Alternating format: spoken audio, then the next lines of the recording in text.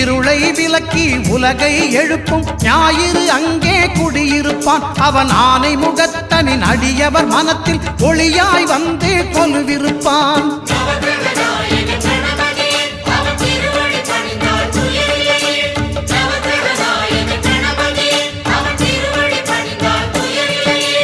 ஒன்பது கோளும் ஒன்றாய் காண